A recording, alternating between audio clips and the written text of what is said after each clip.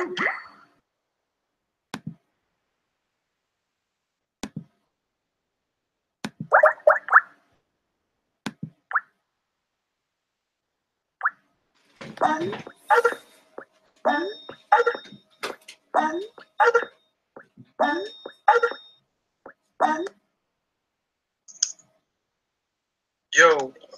Yo.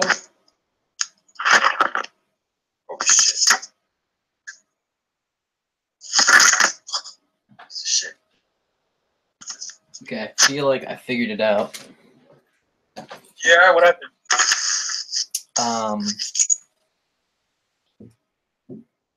I figured out you could do it live on YouTube, which is pretty tight. So, I feel like it's gonna be easier this way too. Fuck. I'm looking for some headphones, but I think we should be okay. Doesn't sound like there's any delay. Yeah, how are you doing, man? sure, I was playing bass. You were playing some bass? Yeah. Okay, I think this should totally work. This is actually incredibly convenient because I didn't have to download the Skype app, which is fucking really tight. On your computer? Yeah. Okay, so Oh yeah. I expand this to full screen.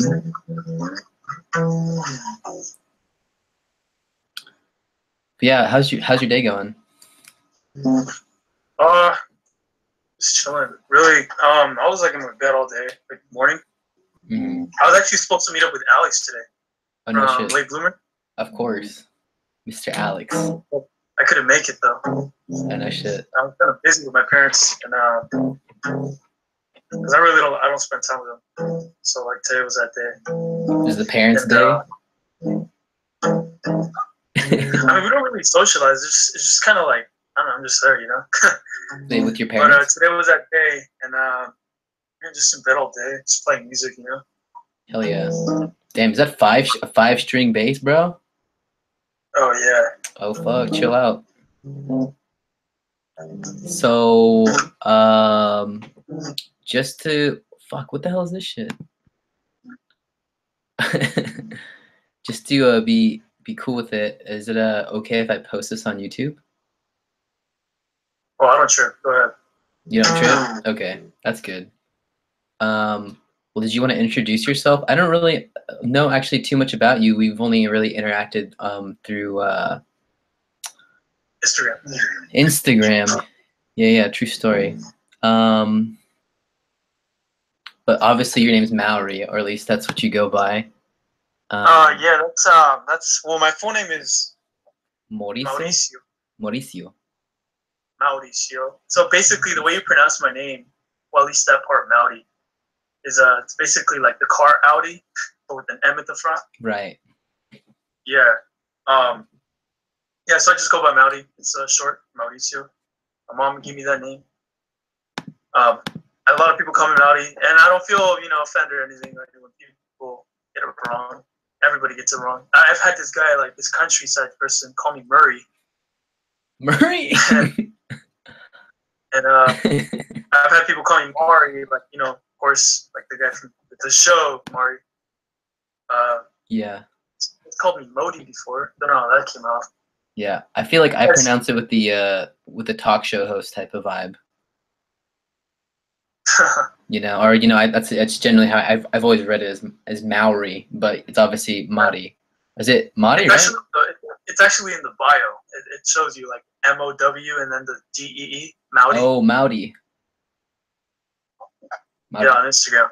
It's just a hard R, right? Yeah. Kind of pretty hard. And also my bandmates, they have weird names too. I don't know. So like my friend Jason, that's his name, the black dude, and he plays bass. And my other friend Amir, who's in our band, it's a weird name. It's like saying a mirror, like on the wall, for example. Yeah, I've heard Amir before.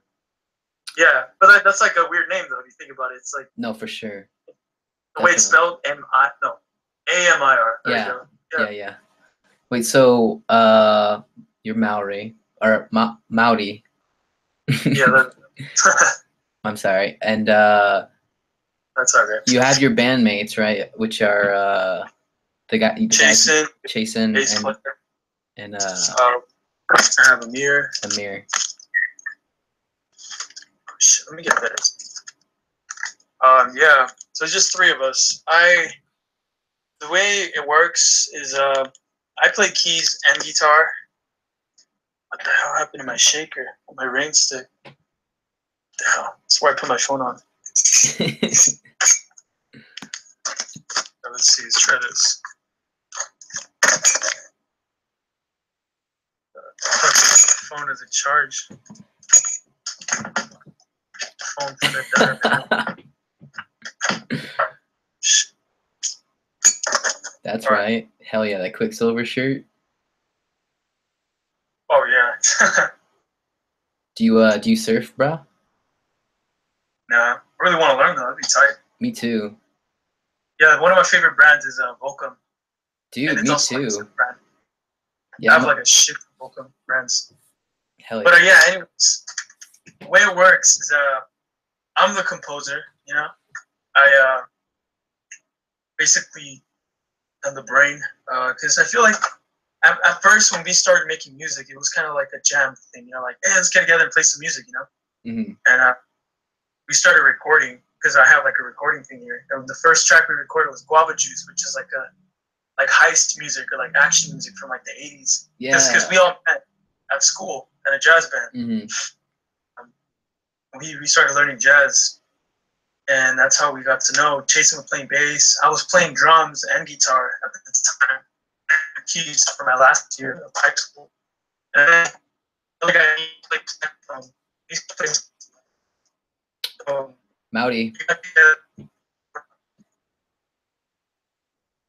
Mauri.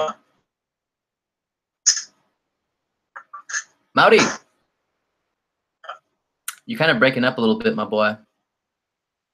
Oh shit! Can you hear me now? Yeah, I can hear you now. You're good. Cool. So you're kind of talking about Guava Juice and jazz class with your bandmates. Oh yeah, we met at school, and basically, well, one of them's in college right now, and the other one's just chilling, waiting for next year to go to college. Okay. And I'm probably gonna be going to college. You're a senior then. Yeah. Okay. And, my plan is to just go to college, be a mechanic, make music, and save up that money to go to an institute in LA for recording. I already got that mindset of recording and that knowledge.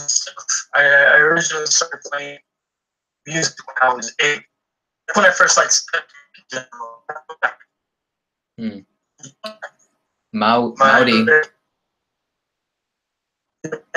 Mauri. You shit's breaking up, B.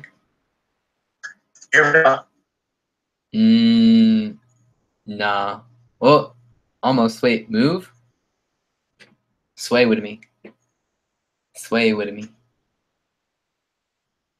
Damn. Did we lose Mauri?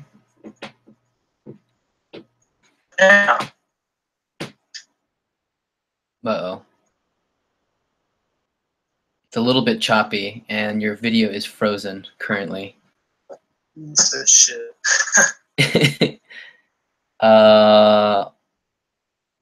Unless you just want to hang up the call and call again. Yeah, I'm not really sure. You think that would help? Is that usually a good spot for connection? We'll kind of refresh everything. What's up? We'll refresh the whole call. Okay. Yeah, let's try it. And I would say if anything too, if you have any apps that you're not using on your phone, maybe close them. Oh yeah, of course. Okay. All right. Let's retry it. All right. So we're going to try to call Mauri again. I'm gonna give him some time to.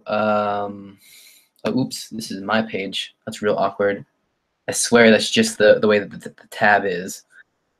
This is not a plug.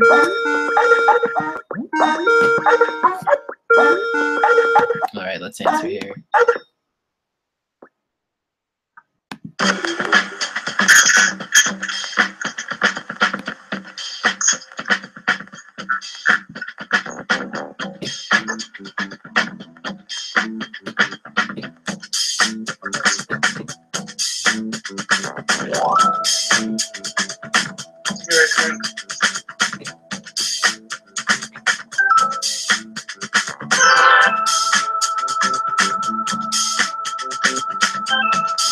Have you ever heard of Plantasia before? It's a cool album. I like this a lot though. This guava juice song's like, it kind of reminds me of like 60s or 70s like jazz or instrumental music. Even what's that one band, Booker T and the MGs a little bit. Just that intro mainly. Yeah. That's basically what we were going for, because my guys, they were never introduced to like the whole psychedelic like scene, like whether it be indie rock or like pop, Yeah. What about at least Tame Impala? Did they at least know about Tame Impala? I think one of them did. Dang. I listened to Tame Impala when I was like 11 or 12. Right. That's like 5-6 years ago, I think. Yeah. 6 years ago. At this point, for sure. What happened? I said at this point, for sure, it's probably been about that long. Since like they first kind of to be honest, music. I don't really like their new album.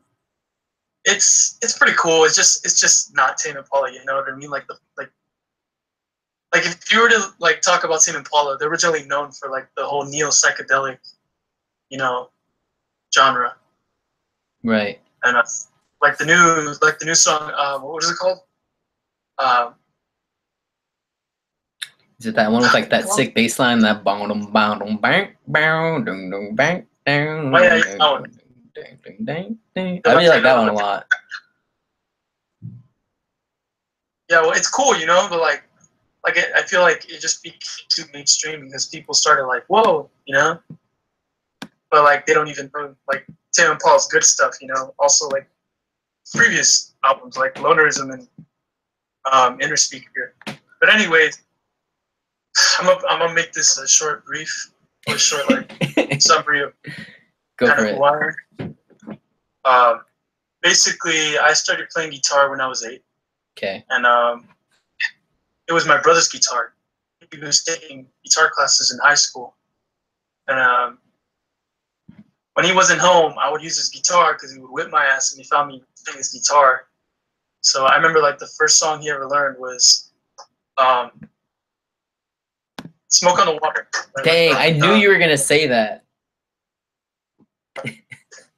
It's like learning songs for a beginner.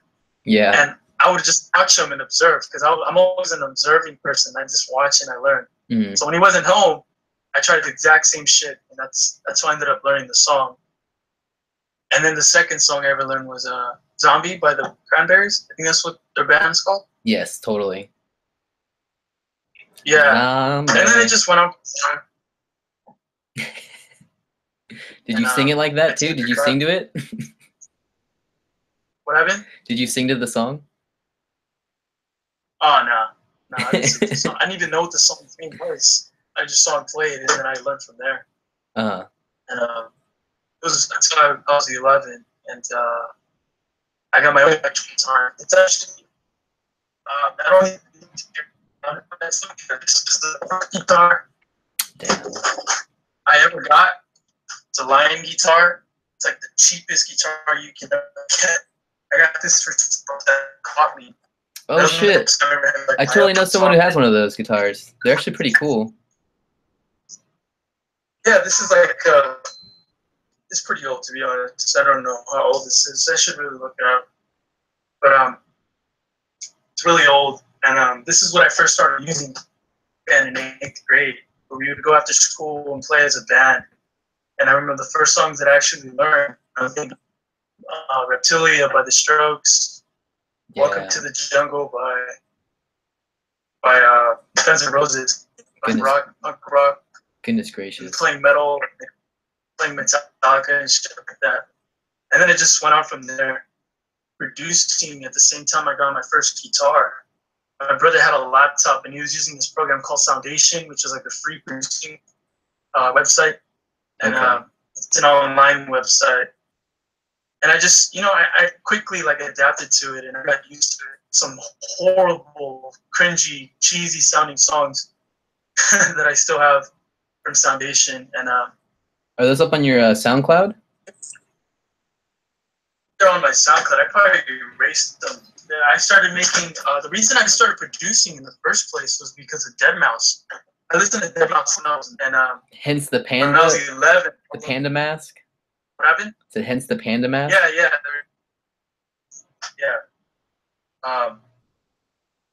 I listened to Ghost and stuff. Like it's like one of his most known songs. I turned 11. I wanted to make electronic music, and that's how I started making electronic music. I was into the whole like electronic scene, and I'm not talking about like EDM, like those mainstream commercialized songs that just are the same. Same thing with trap. It's all kind of the same. People are providing up with each other, but not coming up with new, fresh stuff. That's why he's a good musician who plays instruments and knows how, and all these different things. And he actually makes music. He doesn't just click on a computer all day. There's nothing wrong with clicking on a computer and making music, but it's just a lot of people sound the same. That's the problem. Yeah. And so I went from there, and then I started making beats because I was into hip hop kid and rap. And Mauri, I used to listen to. What up? Do you think we maybe can do just audio? I'm kind of getting just like it's just a little bit bitty, and I don't want to like lose any of the anything that you're saying because. Oh yeah, that's no problem. Okay, yeah, maybe if you just want to like drop out your video, we can just do audio. Yeah, of course. There, can you hear me fine? Yeah, helps a little bit, I think, as far as the streaming goes. All right. So, I started doing the whole electronic scene, and it was up until I got a keyboard when I started playing some stuff. And I got a keyboard about like 2 years ago. Mm-hmm. And keep in mind, a lot of these things, me growing up in the ghetto, it's not even a choice. It's like not even a decision or a choice to be like, hey, Mom, can you pay for my guitar lessons? Yeah, you better learn that shit yourself. So I started off with YouTube when I was 9. That's when we first had internet. And I never knew how to read. I just watch videos and try to like copy exactly where their fingers are at and stuff like that. And I learned guitar, got very fluent on guitar, got a keyboard. A year later, I got very fluent as well. And there was always this thing that's been flowing in my mind, and it's that I don't really like a lot of the music that's out today, and I realized what it is. It's aesthetics. And the reason I bring up aesthetics is because that's really what a lot of this music needs, People you can easily be so personal and make a song that sounds like every other song. But if you really try to like deeply search for an aesthetic sound and come up with your own stuff, then we would have good music. But apparently not everybody does that. What do you mean by aesthetic? Because technically, aesthetic refers to is it the physical qualities of something rather than the auditory qualities of something. So me, the way I put it is me as an aesthetic musician. That basically means that I look out for the beauty, the beauty of music, and truly good music that should be good to everyone because it's good music. Even though that's just an opinion to me, aesthetic music is music that contains, sounds that are like just pleasing, satisfying. Like if you listen to Gloom, to me that's like one of the first like type of aesthetic kind of ish songs that a lot of people liked. And like if you show Gloom to like a person that's like listens to mainstream music and radio, of course they're not gonna like that shit because they just look for stuff that they can relate to. Right. And that's what's wrong with today's society is that it's always about the vocals. It's always about where the vocals at. Like people need to realize that there's more than just vocals. There's beauty in the instruments. There's something. There's more to music than what you think. It's not just listen to a song and remember the lyrics. You need to realize there's an instrumental and you need to realize that there's art, art form in the music, and a lot of people aren't gonna realize that. But for those aesthetic listeners, like people who listen to my music, people who listen to Mac DeMarco or Kuko, they'll realize that it's not just the vocals, like there's also beauty in the instruments and music in general. Yeah. So when you say the word aesthetic, instantly I kind of latch on to the whole idea of like vaporwave. Yeah, is this kind of what you're talking that's about? A good example. The whole like that Macintosh song, the yeah. That's exactly what I'm talking about.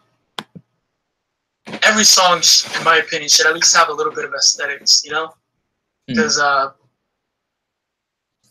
there's something about indie, like psychedelic indie rock, and this whole different scene that's been recently upcoming, is that there's always something new when you listen to the same song. It's always spaced out. Like if you listen to Part Time, there's something that just keeps you curious about the song, and that's why you like it so much. Yeah, it's a good vibe. Because of aesthetics, aesthetics draw you in and keep you curious. They keep you like thinking when you're listening to this music. And an example would be like, here, I can play a song right now, right? Yeah, go for it. And I'll explain to you what I mean. Can you hear that? Yeah. Okay, so what I mean is like I can play it like if you ever listen to Christian rock, there's only like 4 chords. Yes. G, C, D, A. It'll be like,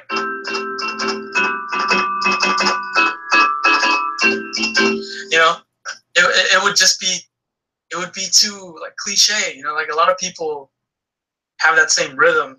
But like me in general, if you ever listen to my music, it sounds very, I always like to add aesthetics. And aesthetics can either be hard to play or easy to play. And when I play my music, I like to just, play single chords. Right? And just that even sounds nice, right? Mm-hmm. Oh, in my opinion. Everybody has different opinions, but right. When every instrument comes together, it has to play its part. Yeah, what I'm really hearing with this like aesthetic sound, for me at least, is like it's a lot of like weird 7th chords. I mean, I'm not 100% like brushed up on my theory or whatever, but it just sounds like a lot of like kind of jazzy chords with just really, you can tell like a thought out dynamic as far as like where they come in or whatever. And then even just like the production, I guess, is definitely like more on the dreamy side, I would say. Exactly. Yep. That's what it is. But even like without the dreamy, there's music that also contains, this aesthetic feel, which isn't even close to psychedelic indie rock or anything that, which can also be like rock. Like if you ever listen to Jimi Hendrix, it's basically psychedelic rock, but it's like totally different from what's out now, Of course. And some of his music is very pleasing, it's just, it sounds overall nice because of the drums, the bass. I mean, there's only 3 instruments in the Jimi Hendrix Experience group, and they can come up with something so nice. And this whole aesthetic thing, it's very hard to get it into someone who's close-minded. Right. Because it's just something that's like it should naturally like come, You just need to deeply like figure out what it is. It's honestly, it's like kind of like a religion. Not saying it's a religion. It's just something you need to keep, knowing that it's there and looking for it. Because certain people will understand, certain people won't. I think it is a religion, so to speak. Like there is somewhat of a following behind what the community guidelines or standards are for what people consider aesthetic music. Because I do feel like what you're talking about, I'm pretty sure we're talking about the same thing. There are versions of aesthetic music that don't sound all the same. I'm trying to think of bands. I mean, Like, what's that one band called? They're called like Pablo something. I don't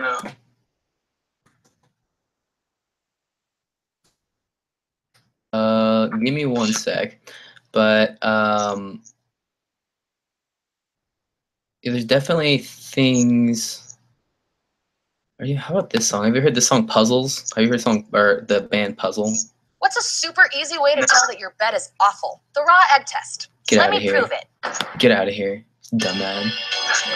This is kind of dreamy, I guess. Oh shit! Message.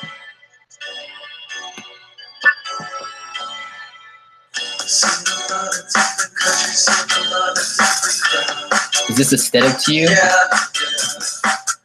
All the people in the streets like to show what they're about.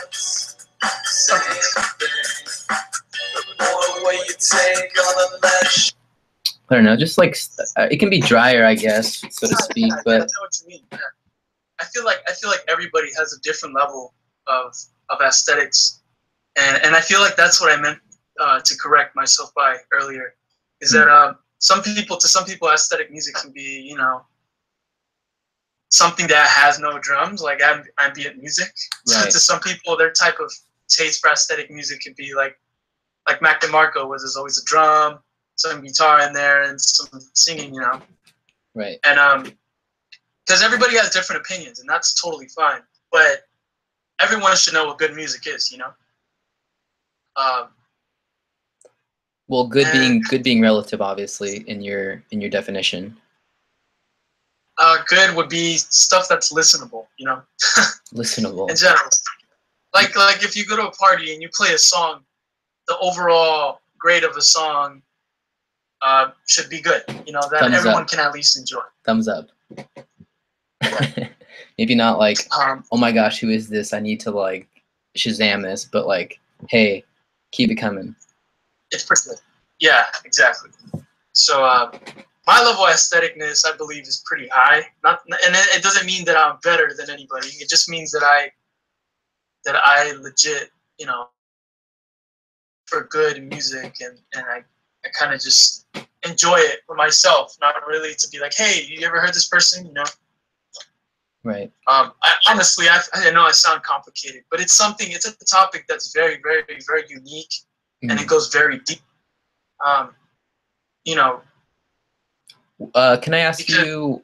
Do you feel like this is like your main? This is your main like idea that you're trying to communicate with Retrospect?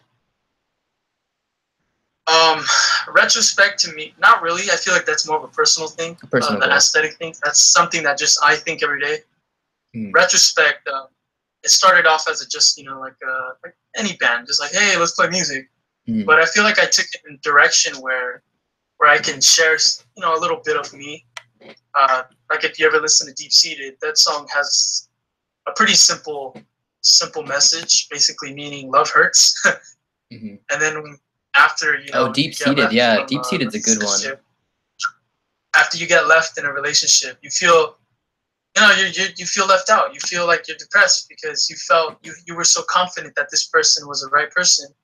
And then when it comes to the lyrics where it says, new day, pancake, could this really be? It's basically referring to a new girl. And you're kind of shocked because you're like, well, is this the one, you know? But you don't want to make the same mistake as you did before with your previous relationship. I'm sure that's everything, what is it? People can relate to that. That's very universal as far as a topic. And not only that, not just the message do they get, but I add some, you know, some of my style of music in there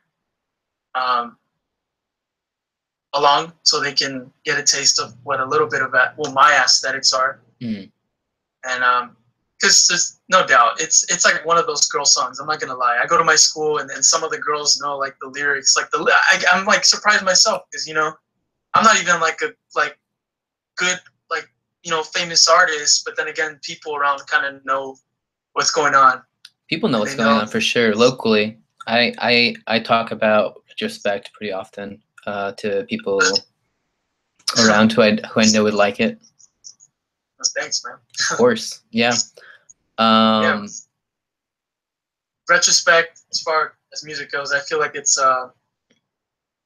different in a way than just your own personal music.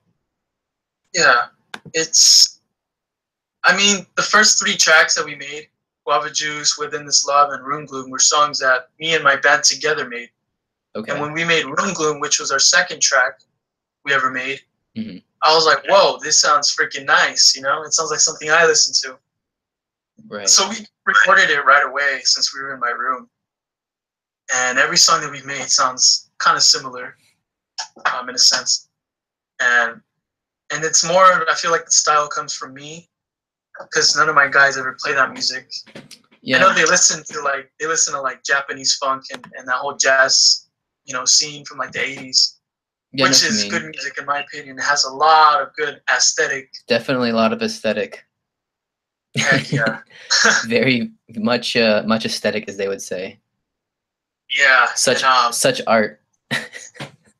Yeah, they're into that stuff, but they never actually decided to be like, hey, let's make this music, So when Retrospect came out, I was like, we were like, hey, let's start making a band. Like, let's actually take this serious. Was when Daniel, do you know Daniel Phone Sex? Of course, yeah. Yeah, Daniel and Caesar. Their YouTube channel. Yeah, they liked our music because my brother shared it to them, and they put Room Gloom on that, and Within This Love. And they really liked it, so we got a lot of people to listen to our stuff. Yeah. And we got some good feedback. We're like, oh shit, let's make some more music. They liked our stuff, and we made more music. Well, the first 3 songs were us, right? Mm-hmm. But since the guys aren't always available, I'm here at home, so might as well, make something. I have a bass, I have a guitar, I have a couple samples, and I can record drums at my school with my phone. That's actually how I made Old Times. Hey, I recorded the drums with my phone and just enhanced it when I got home. Old Times. And dang, Old Times has a good amount of hits. Yeah, it's pretty good. Well, as far as SoundCloud goes, we don't have it on Daniel's YouTube channel. No. But I know there's I don't know if you saw, but there's actually people. I believe they're from Mexico.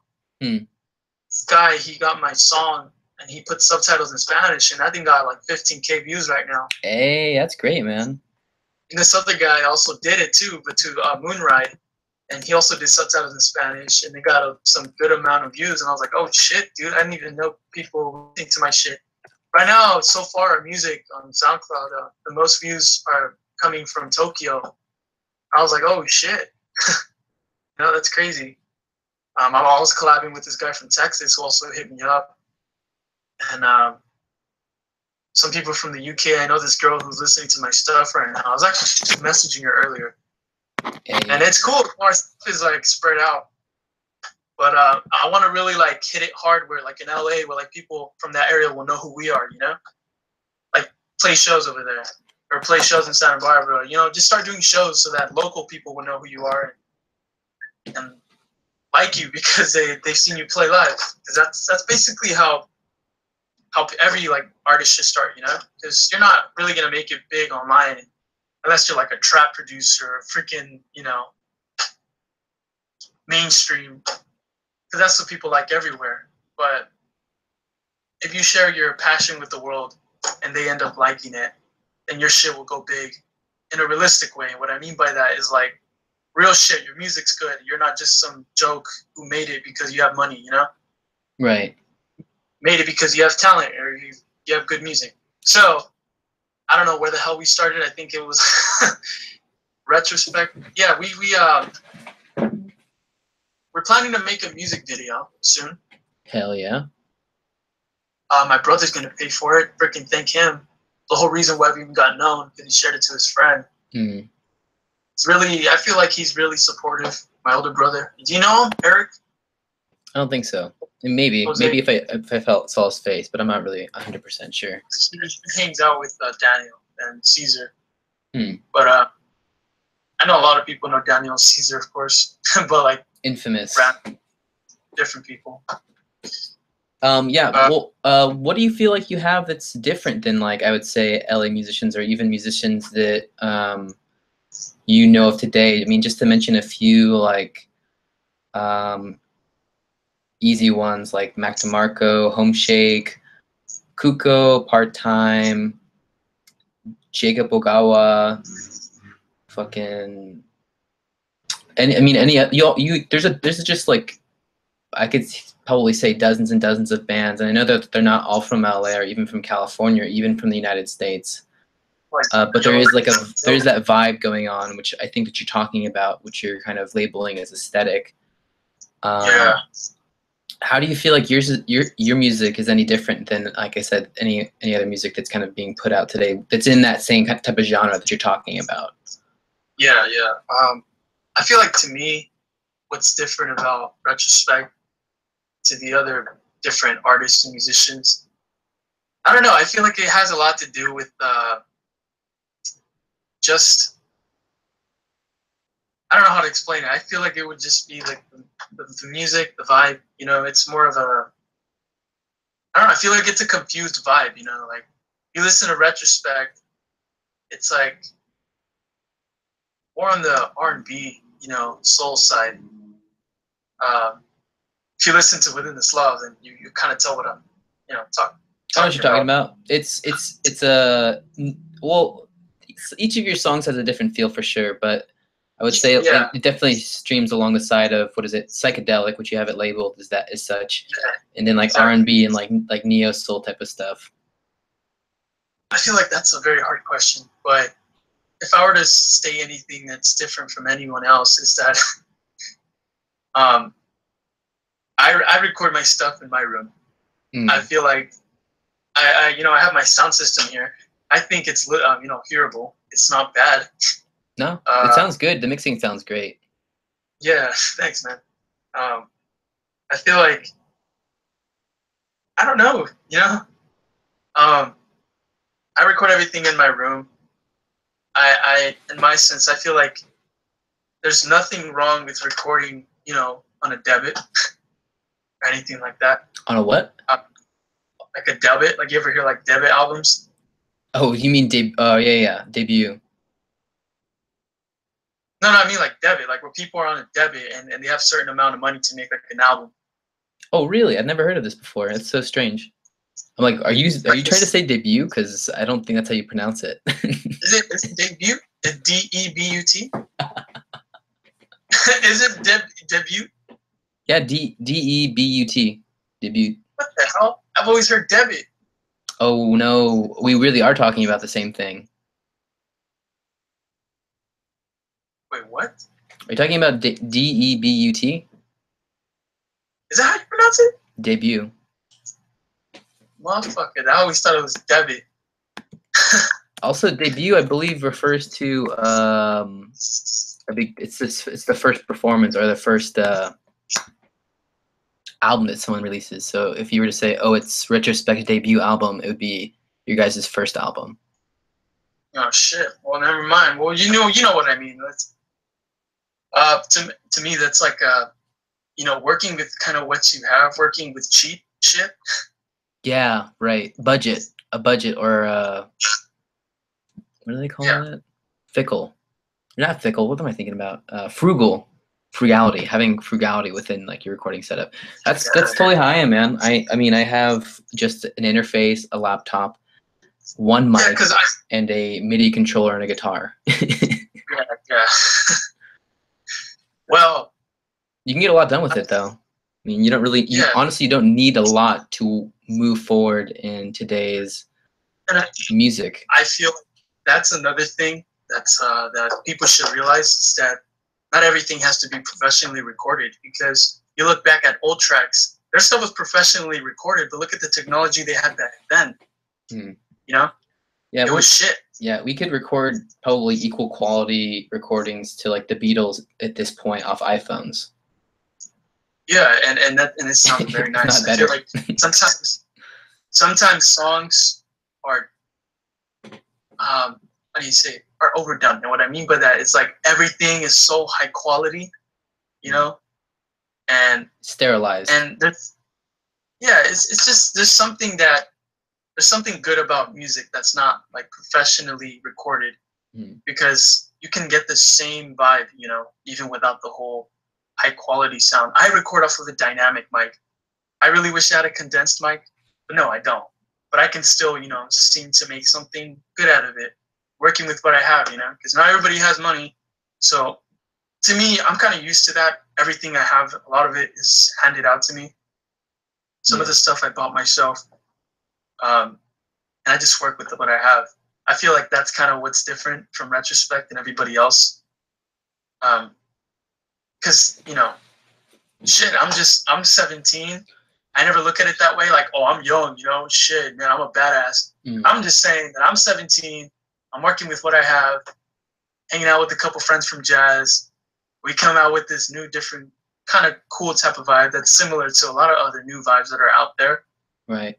I mean, no one in the 805 is making music like you. That's completely undisputed. Like, you can't say that anyone in Ventura County is really close to making music that you're. I mean, there's probably a few people out there, but none that I have really have popped up for me.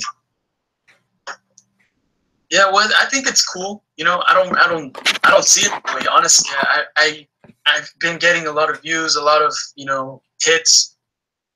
And I'm not saying like major hits, but you know, songs like Gloom that got known. Yeah. Well, hits locally. That's what I'm trying to say. No, I mean, you probably have a good spread. I would say probably around. You're saying you even having kind of like a following in Japan, right? Yeah. Yeah, Japanese people love pop music, especially from, or, you know, indie pop music, especially from America. Yeah. Yeah. And there's a scene kind of, well, like Yellow Days from the UK, who's also making some of that stuff. It's pretty cool. Yeah, I don't really mess with Yellow Days too much. Yeah, me neither. But I do know that he's from the UK and that he's making the same shit like us. And that, you know, not era. I keep saying era, but that scene. Yeah, I think, yeah, I know what you're talking about. That the whole, I mean, I think a really funny way to really even look at it is you take a look at the Phone Sex channel. I do believe that that's like their channel. I feel like really, I mean, and this is true for a lot of other channels. I'm not sure if you follow like Willie Pete or anything like that. Yeah, Willie Pete, he's actually posted some of my stuff from my account, not from Retrospect, from my account. That's cool. And I didn't even know. I was like, oh shit, what the heck? That's cool. He like reposted or something like that, or what? What happened? Did he like can you repost on YouTube? Yeah, he reposted it on YouTube. Oh, that's cool. Yeah, I didn't even know who Willie P was. Like, I just searched. Daniel told me. He's the one. He's like, "Yo, someone else is posting your stuff too, man." I was like, "Oh, for real?" Yeah. You know, I honestly don't mind. I like to share. I do music for the music. Some people tell me like, "Hey, man, did he? You know, is he making money off of you?" I was like, "I don't even see it that way, bro. I'm not even like famous or anything. You know, like they're helping me getting networking and getting people to hear my stuff. That's like good enough. That's, you know." Yeah, some good stuff for sure. I mean, all you can really hope for is that it's gonna, you know, pay off later, say with getting shows and having a following and stuff. Yeah, that's right. We have an album coming out. A debut. Pretty soon, and some of the songs that we've made so far are gonna be on there. Cool. Some people really want Moonride to be in there. I really don't know what's up with Moonride, to be honest. Like, I made that song. I thought it was pretty cool. But I didn't think, because, like, it's the most viewed on SoundCloud. Yeah, almost 6K.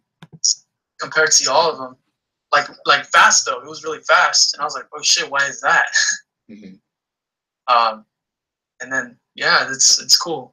Not a lot of people know us on SoundCloud. It's mainly just YouTube. Yeah, just YouTube in general. And they're all different people. Yeah, I mean, each platform has its own, I guess, pros and cons as far as uploading music goes. Yeah. Just a different community. Do you have any other questions? Because I'm kind of brain dead right now. No worries, man. I would say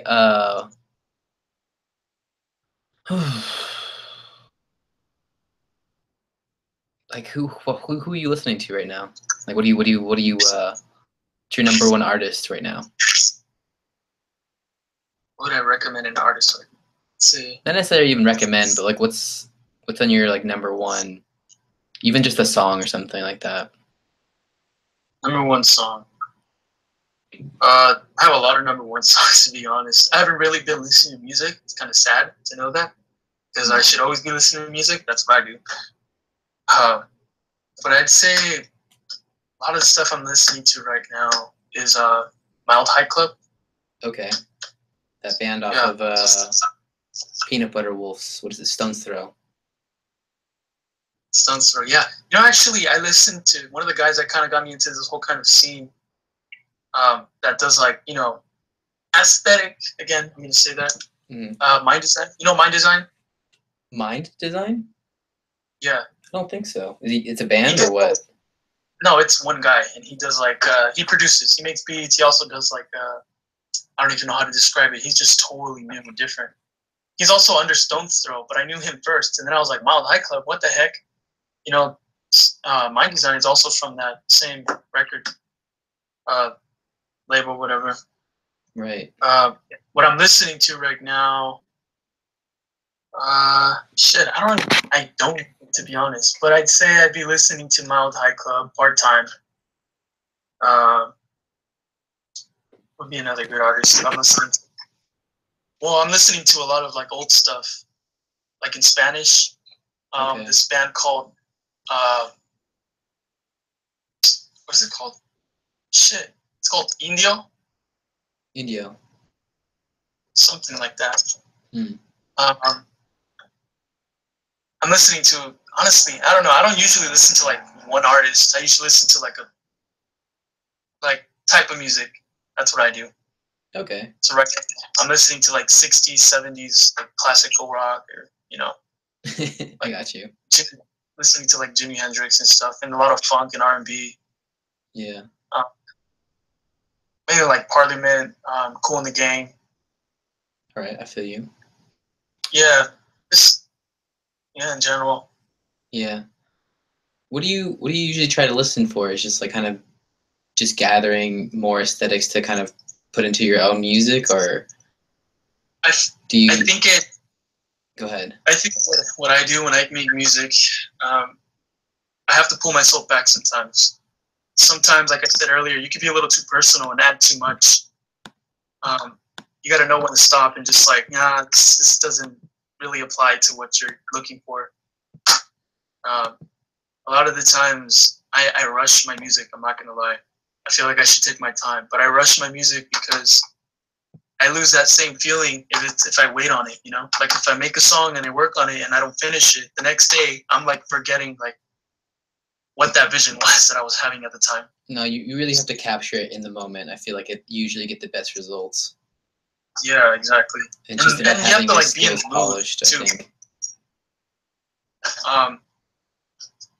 Me, I like to just have something that everybody can listen to and just fall asleep to in general. Okay. That's like the best music, because you know, it's the most depressing time of the day as well. So people want to listen to some sad music. Wait, what are you talking about? What's the most depressing time of the day? Like past 12. Like past noon? Yeah, like a.m. Why do you say that? Wait, a.m. Like in the morning. I am a victim of staying up and not being able to sleep and just listening to music. Ah, insomnia. You listen to Chamber of Reflection by Mac DeMarco. Yeah, that's like that hour. Like that's a song for that hour specifically, to just reflect on like everything, reflect on today, reflect on last month, reflect on your relationship. Not that relationship is really important, but love is really important in general. You know, you gotta love something because it's what keeps us alive. And I love music. I do have a girlfriend too, but I love music. It's taken, ladies and fellas. I'm a pretty loyal person. I don't like to love something that's gonna break my heart later. I like to keep it real, you know. I like to be true. Yeah. So I get that. I get that from you. Yeah. Um, just stuff that people can lay back to. That's the music I go for. Can I ask you about your lyrics? Go for it. So I kind of wanted to first kind of get into your lyrics, mainly because I kind of found your personal SoundCloud. Oh yeah. Did you used to rap? Oh yeah, I still do, but it's just not really like that. Yeah, I checked out this track, Hindsight, Take Two. Oh yeah, that's the second. So basically, I made that song like about a year ago or 2 years ago. I don't remember. It's a song I made about the struggle I'm kind of having with my it's a long story, but it's the girlfriend I have now. Basically, it talks about overthinking. Yeah, I got that. And talking about how, well, to me, overthinking isn't really a problem. It's very important that you overthink sometimes, but just keep it to yourself. Because my girlfriend was very vulnerable to this whole society and going to parties. There's nothing wrong, but like, having a like for someone else. Hindsight talks about, like, hey, because I would tell my girlfriend, don't do this, don't do that. It's going to bring you a lot of problems in the future. And that's why the word hindsight comes out. Because she doesn't realize those problems until they happen. And that's my personal stuff. I'm not going to get too touchy on that. But yeah, I used to rap, and that Take Two is the second version of it's a remake of an old song that I did a while back. Okay, is that you? Did you sample yourself in that song? Your own piano playing? Oh, no. That's actually a song by Bill Evans. I sampled a song by one of my favorite pianists. Who's your favorite pianist? Bill Evans. Really? Yeah. Of all time? It's always been. All time. No way. Wow. Wild.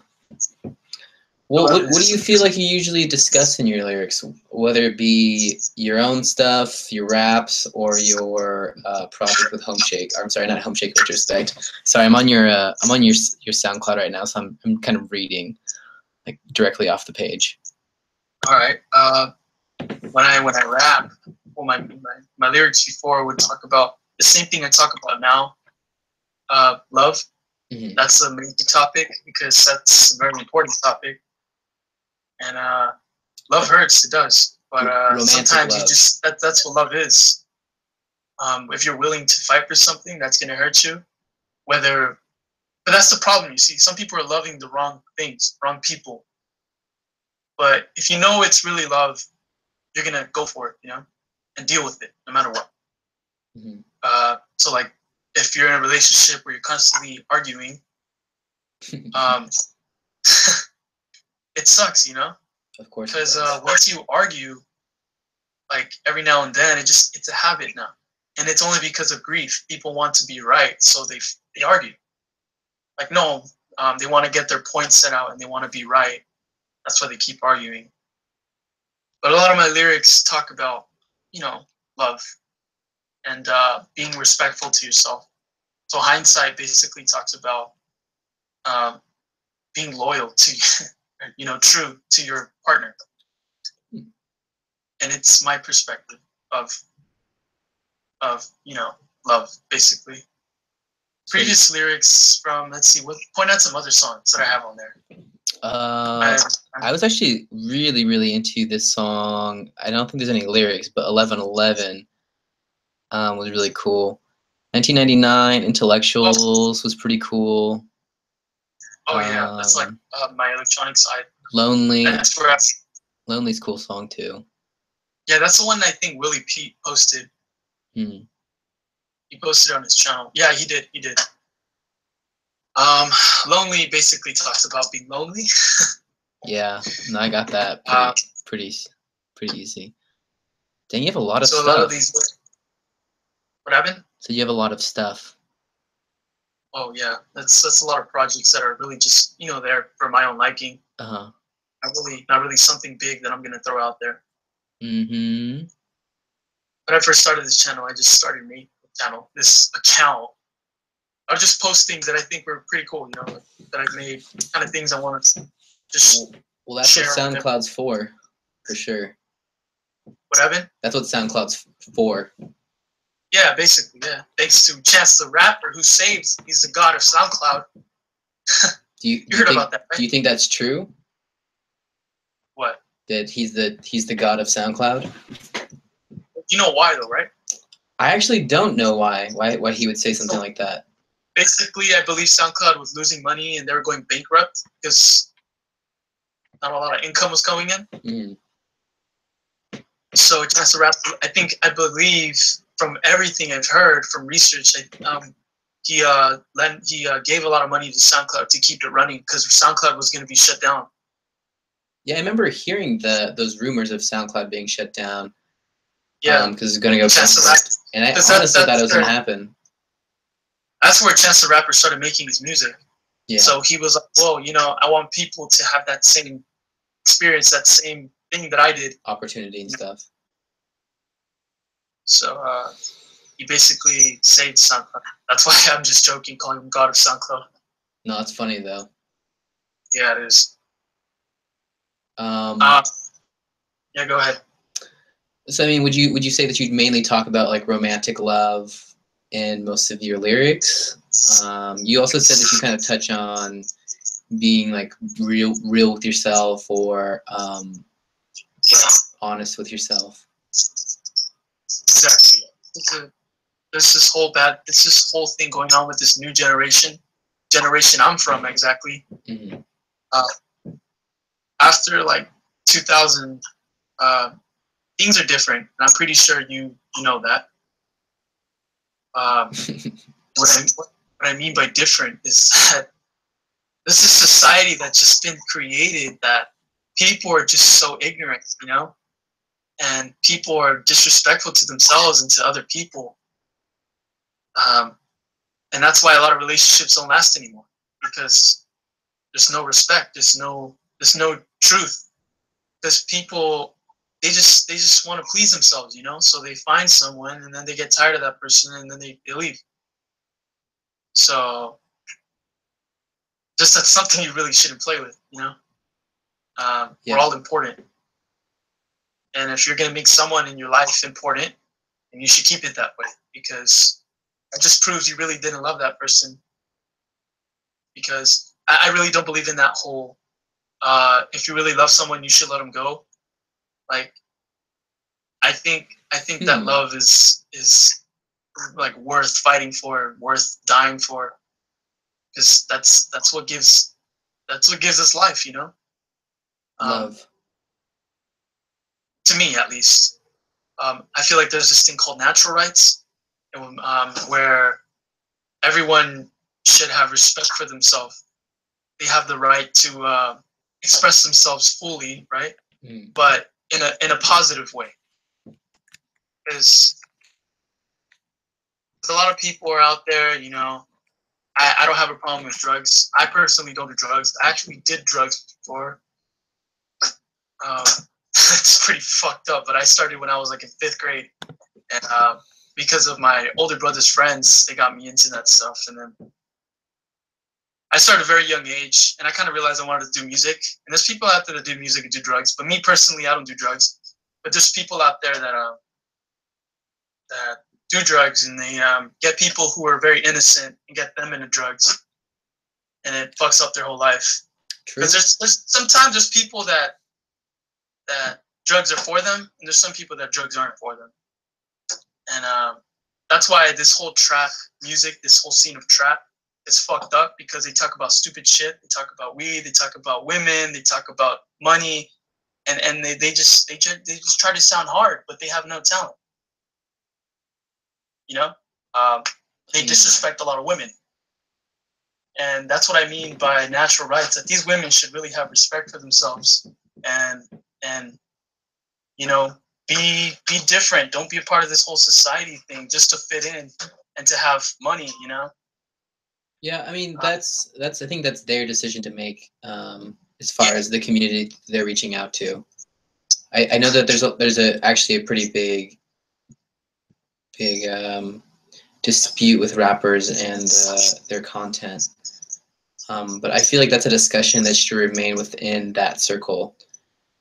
It feels very weird to talk about outside of it, you know, coming from, say, an indie perspective, or even coming from a brown or white perspective.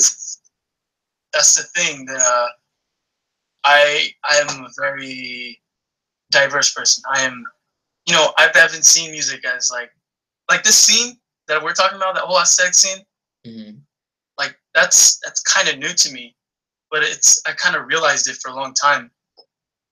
That this whole aesthetic thing, but I have different perspectives, you know, from playing in the jazz, from listening to R&B, making electronic music, and then rapping, and then, you know, this aesthetic thing.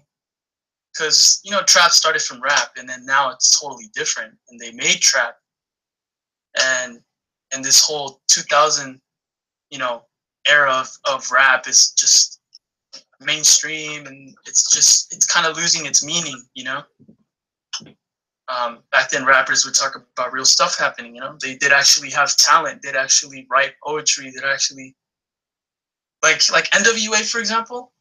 You know, they're a freaking badass group. I grew up listening to NWA, and then the movie came out, and everybody's like, "Oh, you watched that movie?" If like you hear me listening to one of the songs, it's just like, no, I listen to this group because I like their music and because they talk about real shit. Nowadays, a lot of trap artists are biting off of each other, you know? They're all doing the same thing. All the beats sound the same. A lot of these people don't have talent, like what's his name? Big Shaq? The skr pop, pop, pop, you know? Yeah. The whole meme thing. It's just sad to see that people with no talent are making it. Well, his whole thing is he's an actor or a comedian. Is he? Yeah, 100%. Big Shaq is a completely made-up character from a comedian, and people loved and bought it. They're just like, oh my gosh, this guy's so dumb. Like, how can anyone rap like this? And just like, well, it's just like, well, it's believable. But he started having beef with what's his name, Shaquille O'Neal, Shaq. Right. And they had like a legit beef going on. Did you hear about that? I saw something about it, but it didn't seem like it was that interesting to really give my attention to. But yeah. Well, anyways, shit, dude, I am like brain dead. I don't know what the hell I'm talking about. It's cool. We've actually been going for like about an hour right now. I'm not sure what you have planned for today. I don't want to like infringe upon your evening.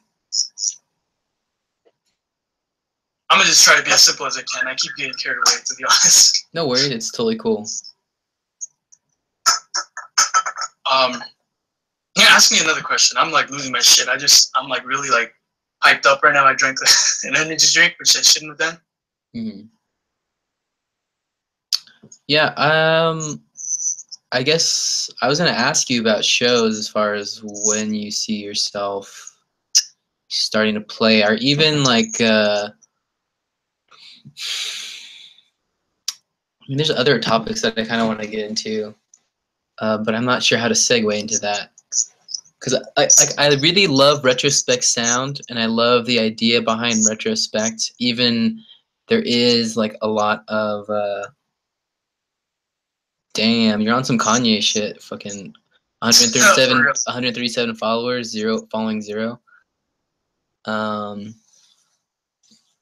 But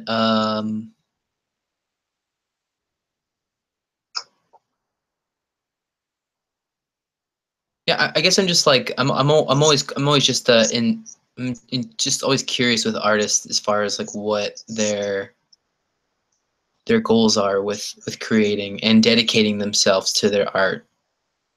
What the big picture is for them as far as creation, whether it be to inspire like their community to do the same thing as them, or just to even kind of just feel good and not be so taken down by maybe like a bad situation or a hard situation. I think I know it's something I should really bring up, and it's the vision. The vision behind Retrospect. The vision that I have is that, you know, everyone's different, right? But I feel like this whole music thing, it's something very, very important because, you know, you can't touch music, but music can touch you somehow. And I'm pretty sure you've probably heard that somewhere. Sounds kind of creepy, but yeah. Yeah.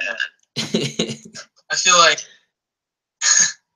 because let's be honest, I feel like music is really an element, you know, like a different element, like this new element, or, you know, it's just something different from any other thing we see on this world. You know, it's something you hear, and you react to it, like more than you would react to touching like a controller or something. You know what I mean? Yeah, I mean, all matter is technically. I mean, sound is just vibration, and exactly. And matter in itself is actually, I think, technically just vibration. Just moving in slow, very, very slow vibration or wavelengths. And thus you made it into an art form, which is crazy if you think about it. Yep. Shit, I was thinking it in my head now. Sorry, I kind of interrupted you. No, it's cool. I feel like the vision that I have is that the hell, I just had it. You know, okay, here it goes. People right now, this is what I've always seen, expect you to be something, right? Like, they always want to see what they want to hear. And I feel like that's the problem, that we need to accept things, right? We need to kind of consider what we listen to, what we put into our lives. But these things should be positive things. And I feel like we help each other. And we all need to just, you know, because we're never going to come to complete peace, to be honest. But why? We should all be good.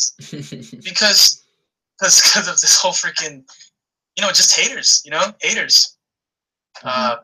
They're going to hate. They're going to be ignorant, and they're going to say something. Like the social justice warriors and the whole feminist thing.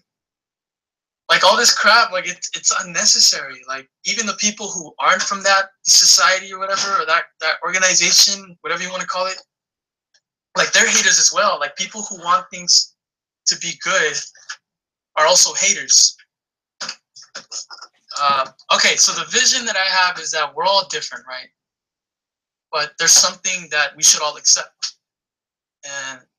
and that is just difference, right? There's still this race thing going on, this racial thing going on. There's still this women hatred going on, and we should all just kick back and listen to good music, to be honest, and just enjoy ourselves, you know. You a damn hippie boy. Love, you know. You a damn hippie.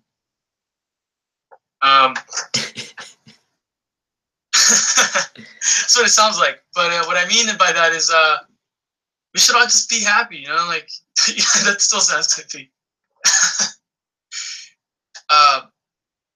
Everyone should have their own style and just share what good things you have, you know, and we all improve together by you know, we all improve each other. We all take place in this world, you know. Mm-hmm. We all play a part. It's the reason why we're still alive in general. Okay, you know what? Scratch that. I don't know what's going on. All right, scratch that. Vision. My vision is there's good music out there, right? I hope so. And there's a lot of unappreciated artists out there. Mm-hmm. And we all need to appreciate that. We need to stop trying to be like each other, and we all need to be ourselves. Yeah, I agree. And just, you know, accept everybody's difference. as long as they're positive. Like I said, if you have people talking about like women and disrespecting women, then that's something else. But you know, what exactly did you? Because you've been kind of talking a little bit about good music, positivity, being happy. Is there room, as far as what you see your vision being,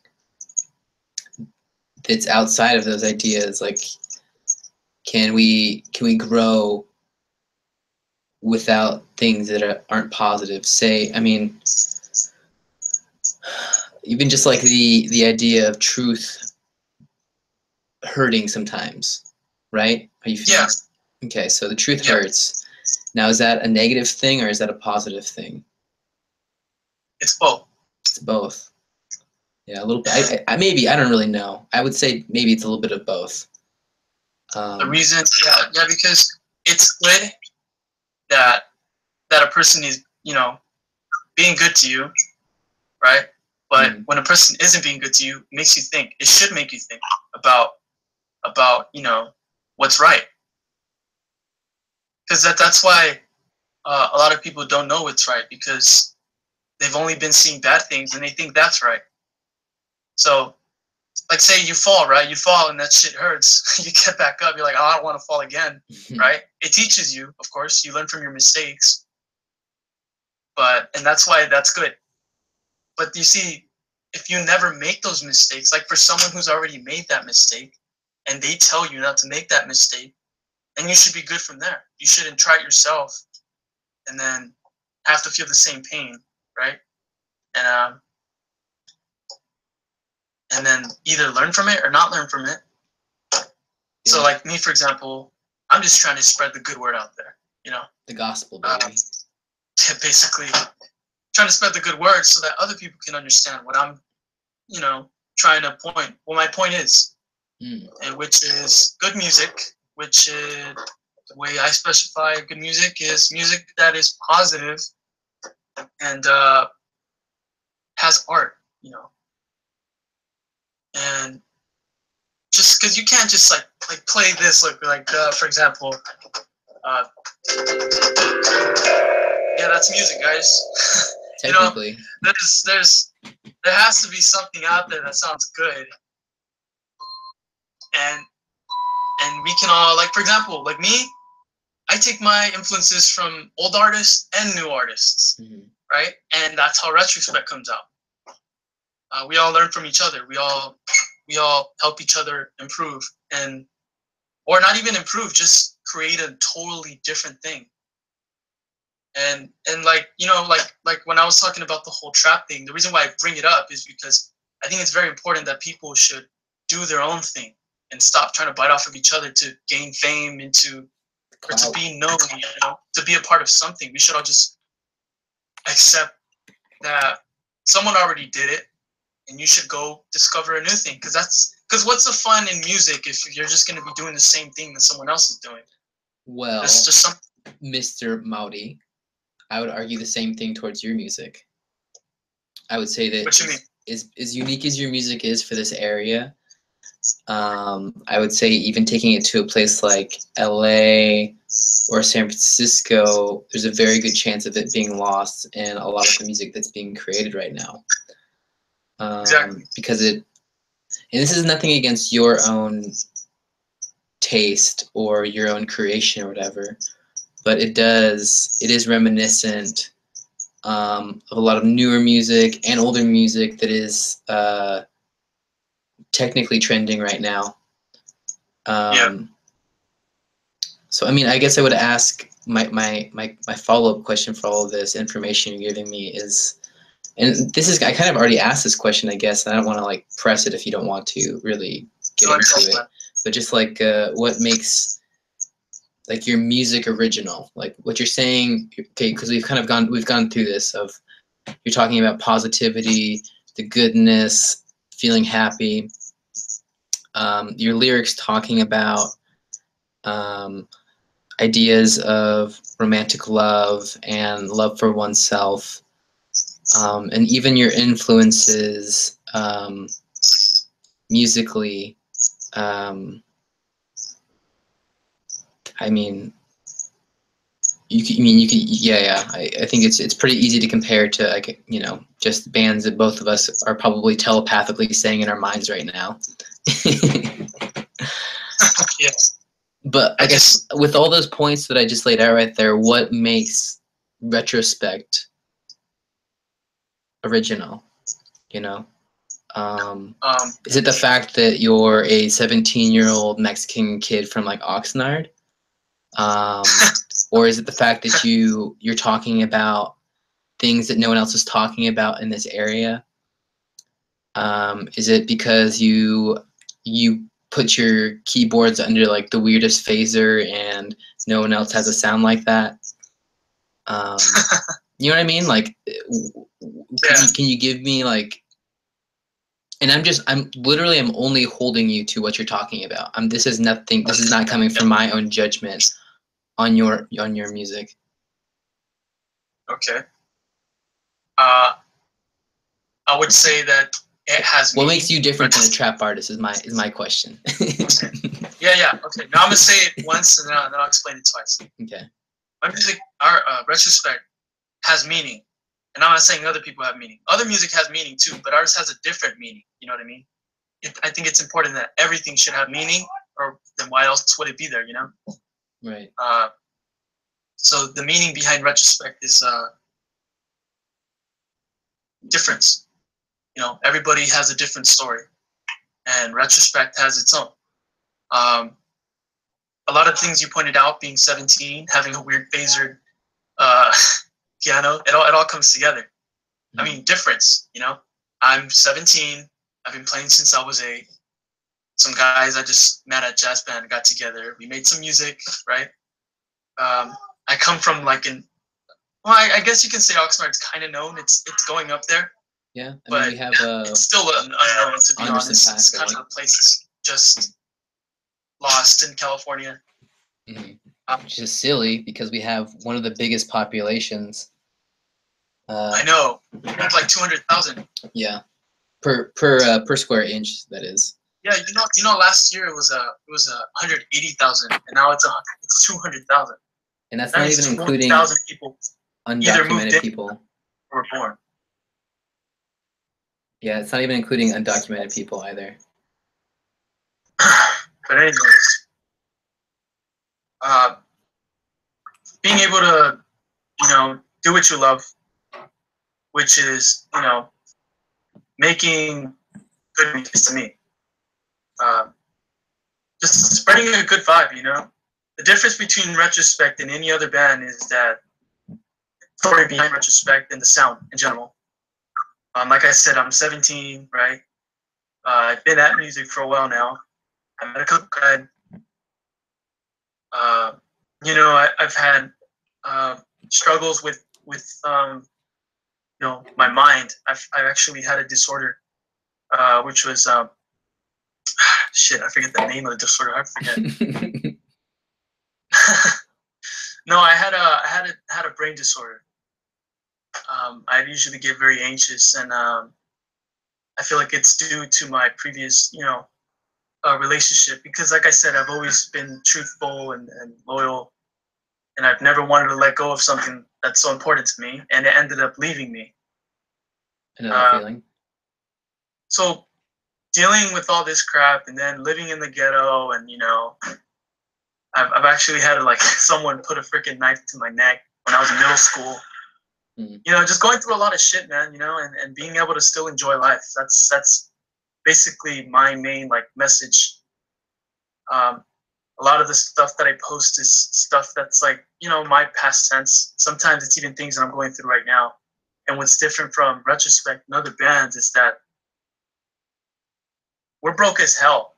Let's be honest. We're broke as hell, but then again, we're still getting people to love our stuff. And that just shows you something. That shows you that it doesn't matter where you come from or how much money you have or who you are or who your parents were, what your income is. You know, we can all learn from each other in any way, whether it be, you know, like relationship-wise or political-wise, whatever you want to do. I I feel like that's what's different, is that people don't even know who we are, and then again, people from like different places know who we are. Because and it explained because people in Oxnard are very close-minded, you know? Yes. You get a lot of people who try to rap and make that same like West Coast rap and all this. And there's nothing wrong with that. Mm-hmm. But it's just no one's being themselves. And I feel like that's why Retrospect stands out here in Oxnard. Because we don't even seem like we'd be from Oxnard, you know? You talk about somebody from Oxnard, it's either a crackhead or just a gangbanger or something. Right. That's what kind of what I'm known for. I go to my girlfriend's house. I ride to her house every day. I always see a crack, crack addict or homeless person, and I feel like where we come from, and what we have made is what's different. Because my friend Jason, he's broke. Mm-hmm. Amir, he's broke too. He's going to college. But because of the knowledge that I've had, we've been able to make this happen, you know? I was talking with, do you know who that girl is? I think her name is, it has like a K. I think it's Erica? Florecitas something, that's her username. You know what I'm talking about? Instagram. Yeah. Florecitas Bonitas, I think that's what her username is. Yeah, I don't know. I don't know, she was talking to me about how some people don't have, the opportunity to express themselves because either the parents don't support them because they don't believe it's gonna, make them financially well. Right. Which they're correct in that. There's no money in music. Yeah, exactly. They have no money to make them dreams come true. And that's true. But I've had people who've passed down things to me, and I record off in my room, you know. Mm-hmm. And it's just basically a daily life of a 17-year-old, right, who lives in a shitty-ass neighborhood. I feel like that's what's different, to be honest. The things that I go through can relate to so many other different people in this world who live in totally different places, like Tokyo. That's interesting, yeah. People in Tokyo are getting vibes from a DGK from Oxnard. And Spain as well, and Mexico. You know? Yeah. We all have similar traits in a mental sense. Mm-hmm. Can all relate to like the whole heartbreak thing. Why is that? You know? That's my question. I'm still trying to figure that out. Why is it that a lot of people right now are going through that same feeling that I'm feeling? Yeah, I mean, this guy I feel like from a little Romania, bit. this guy from Romania likes our shit. Mm. And he's drawing our album cover, which is pretty crazy because some guy from Romania wants to help us because he likes our music, and he's an artist. You should really check him out. I forget his username, but he's from Romania. When we make our album, I definitely guarantee his drawing is going to be on there. He's trying to figure out my vision. He wants to draw it out for us. It's pretty cool. He's asking me questions about, what's your vision? What do you see when you make your music? And he wants to get a touch of kind of what my vision is in the whole music thing. Yeah. And he wants to put it on paper and make it our album cover. Yeah. But that's what's different from Retrospect. That we're not good financially, but yet again we're pleasing people and satisfying people, with our sounds and with our message. Yeah, you have a cultural value that maybe even an emotional value that you're giving to people through the music that you're making. Exactly, and it has nothing to do. Not that anyone's sad, but I want to point this out that it has nothing to do with race. Like mm-hmm. Japanese people, Mexican people, Spanish people, people from the UK, listening to my stuff, and they like it. most of the time because they can relate to it. And I've read the comments on that. Mexican guy's, he's from Mexico. He posted subtitles in Spanish. All the people in the comments, I do read Spanish. I speak Spanish. I know grammar. And these people are they're sad, just like I am. They're like messaging like, oh, why'd you have to make this song? It reminds me of my girlfriend, like my ex-girlfriend and stuff like that. Like, oh, this song makes me sad. You know. I can't stand music that makes people sad. I think I was trying to get to this point earlier or whatever, but I feel like good music, we were talking about this a little bit earlier, is a total relative term because it's people's opinion on what they consider good. And I was just even trying to think to myself, like, what makes music good for people? And I think it all comes down to what we want to feel. Exactly. So we put on a song to fit the mood that we want to feel. And I think people get surprised, maybe taken back when maybe they are feeling like, I was feeling pretty good before because I maybe listened to your SoundCloud just to kind of brush up on like some of the tracks that I listened to before. Yeah. But yeah, I honestly got sad, and I had like a relationship that didn't work this year. Oh man. And that it happens, you know what I mean? That's just life or whatever. You move on and you try to just figure out what your next step is and stuff. But I did find myself getting sad. Like, I'm just like, dang, like the song Lonely or Deep Sea, or even the rap song, what is it? What is it called? What's the rap song called again? Hindsight. Yeah, Hindsight even is a little bit, it's eerie, you know? Yeah. On the Retrospect account, and even on my account, you'll find two sides, happiness and sadness. And I feel like that's important because we need to know, you know, we need to, you know, there's no doubt that someone is going to get sad at some point, right? Sure. I like to spread both messages, happiness and sadness. Why? Because you will see sadness later on in your life. Or maybe you're feeling sadness now, so might as well share my thought on that with other people so that they can also relate to sadness. Not that it's a good thing, but it's an important thing because we do learn from our mistakes, right? Right. And but you'll find happy, like cool stuff on cool stuff on Retrospect. Like Within This Love, it talks about being in love with someone and happy about it. You know, like you can easily tell that you're like obsessed with someone. You get both sides of that. Can I ask you? I'm asking you 2 questions. Maybe. Give me 1 second to organize my thoughts. Outside of romantic love, what makes you sad? What happened? So outside of like romantic love or relationships, what makes you sad? We've talked about a little bit about your experience and your upbringing and stuff. Like, I'm sure that that's not always the easiest thing to deal with. I feel like what makes me sad is when people don't get to express themselves. And like what I mean by that is doing what they like, you know? Like there's parents out there that force their kids to go to church, and there's nothing wrong with that. Because religious, I don't want to get touchy on that, but there's some family, and I'm not saying specifically a religion, but there's some families that are just... Fuck religion. You heard it first. Just kidding.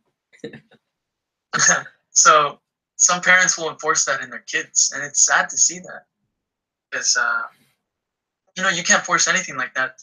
Or not just even religious, on the religious side, even just like making your kid like do something. Right. You know? So you can vicariously live through it somehow. Yeah, so I feel like what makes me sad is when you don't have a choice to do anything. You know? No choice, no will, no free will. no choice to have to find passion and to be happy. Mm. In a good way, because sometimes there's bad ways of being happy, like it, sucking dick around the corner and getting money for it makes you happy, then you're on something else. Fuck yeah, that's tight. But you know what I mean, like good happiness, something that's positive, something that's not gonna hurt anybody. I mean, technically, what you just mentioned isn't hurting anyone, but I kind of know what you mean. Yeah, back on the whole having respect for yourself thing, in my opinion. But just being able to be happy, I'm not gonna put my opinion anymore. I'm gonna just say being able to be happy and positive. Sharing good vibes. I feel you, bro. Not being able to play with Legos, that's a bit. Not being able to buy Legos back when I was a kid, and then now I can use my money to buy Legos, but it's not the same anymore. I know it's better. It's better. You're like, I'm a 26-year-old man playing with Legos. I don't care. Oh yeah, man. Who cares? But you see, that's the problem. People will either have an opinion on that and embarrass you if you put yourself out there. But if you're home just playing with Legos, no one's gonna say shit. So I guess that counts too of being happy. Honestly, you could probably make a YouTube channel, and I'm sure there already are. You could probably make a YouTube channel just building Legos. Yeah, there's people that do stop motion with that. It's pretty cool. Definitely. I wanted to do stop motion at a time. There was this one time I got my iPad and I got this stop motion app, and I was like, yeah, I'm gonna make a stop motion video, But shit, don't know what happened to that. I think my little brother he broke my Legos and shit. I was 11 at the time. Yeah, stop motion's crazy just because it takes something like 24 frames just to get 1 second of footage. Yeah, unless you want to have low quality 10 frames per second. Oh yeah, 10 frames per second. You do that too. But yeah, just being able to not be happy. Well, no, not having the option to be happy or find happiness is what makes me kind of sad. Do you feel like so I guess you would say that you don't feel like there's always a choice to be happy. Like you don't have a choice. You have no option to be happy. There's nothing to be happy about. You can find happiness in anything, but to find happiness yourself, that's different, because some people are forced to be happy in a certain way. Like North Koreans, for example, the brainwashed. These people will learn to be happy by believing that Kim Jong-un is a god, right? Yeah. But that's the thing. They weren't. A lot of the people there. Well, I'm pretty sure that no one there was born to be happy by worshiping their dictator. No, but you're born into it. You know what I mean? Like some people are forced to play in a sport. Like their parents will be like, "Hey, join football," do something. Yeah. But I feel like you should give your kid you should give them the option to find happiness in themselves. If they see something and that makes them happy, then let them keep doing that. What do your parents feel about you playing music? Have you have you told them about the say the clout or recognition that you've gotten? Oh yeah, I told them about it. Did they trip out? They're just like, "What do you mean you have fans in Japan?" You're just like I said it. I have fans in Japan. Before, when I was a kid, they didn't really see that. My mom was like, "Why don't you go to college and do something, become a doctor where you'll get paid?" But you see, that's not really what living well is one thing, but being happy is another thing. Mm-hmm. I can be this person in the world and be happy and live well, but that's not what I want, though. See what I mean? There could be other people that can treat me better than my girlfriend now, for example, if I'm screwed up. But that's not really what I want. I want that specific person for who she is.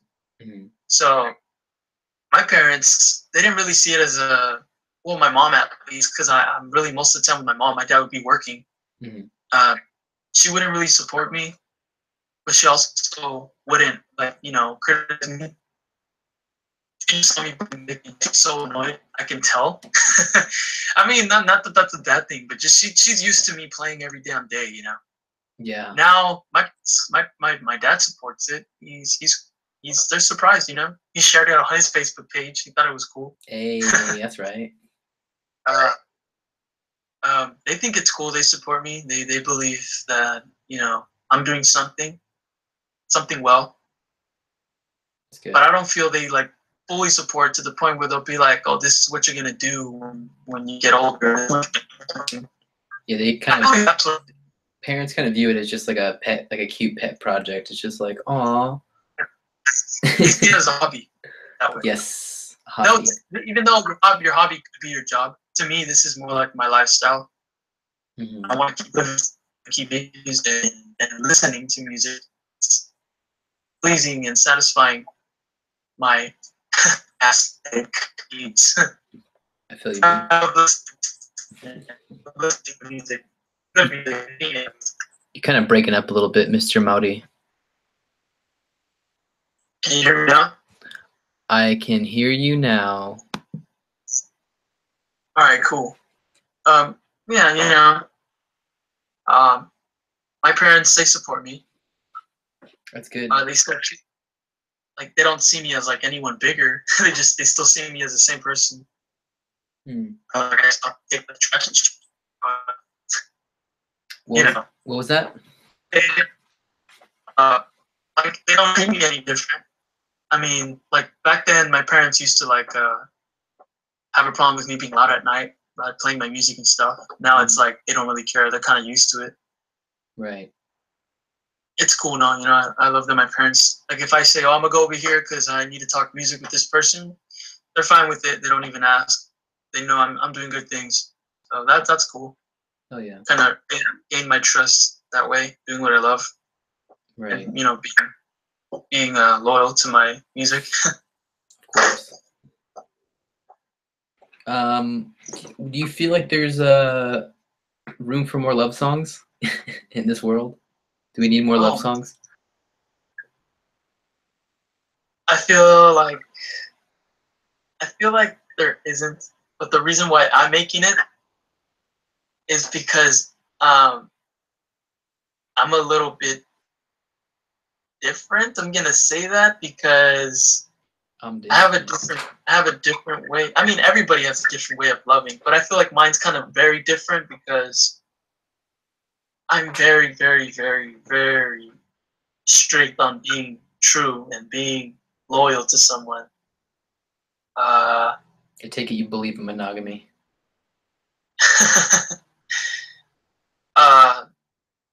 You know, it's because some people because, you know, this whole genre of like funk and R&B, that it had its time, you know. Mm-hmm. Not a lot of R&B artists out there anymore. Bruno Mars. Yeah, but he's more on the mainstream side. I don't listen to Bruno Mars. I feel like I can't answer that question. I feel like it's just I don't know. I feel like there's gonna be a limit to where I don't know. I feel like I don't know, to be honest, if there's any more room for love songs. Yeah. That's like I said, I think always comes, or it's kind of coming down to right now for me at least, is how do we want to feel? And as far as being a creator is how, I mean, we make music for ourselves first and foremost, I would say. And I think even in that respect, like, you're in question of like, how do I want to feel while I play or compose this music? But also what comes into mind being the creator is how do I want to make other people feel? Because we have that power, and sometimes the ideas get misconstrued.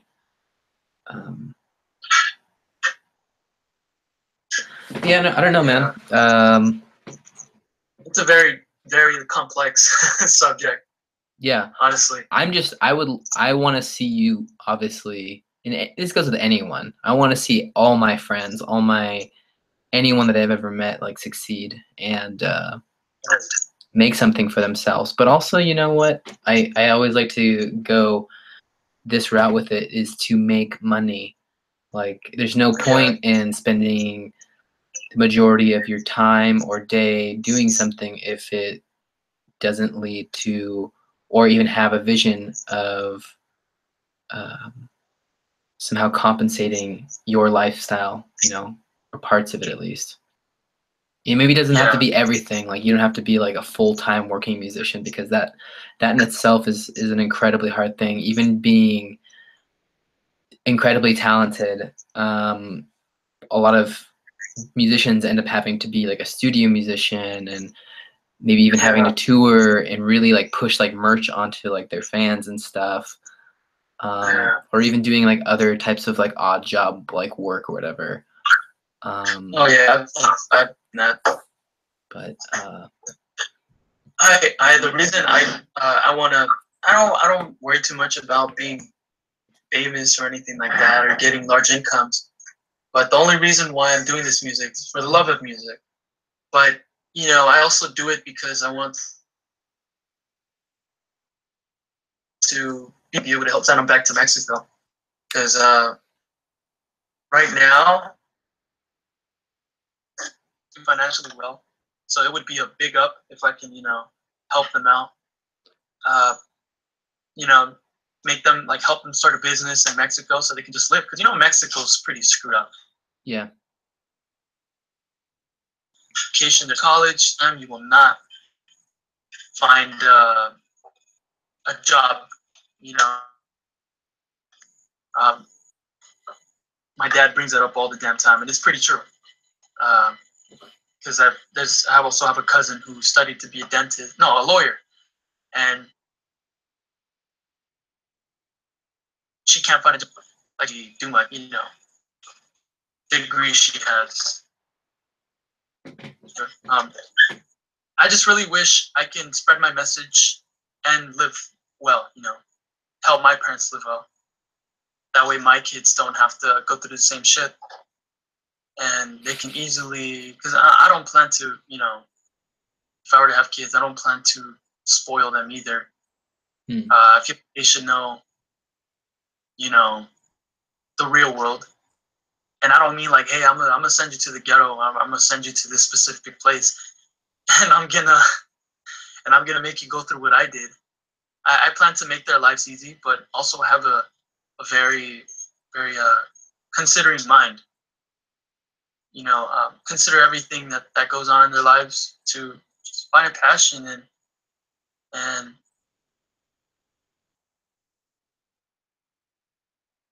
keep different happy. I feel like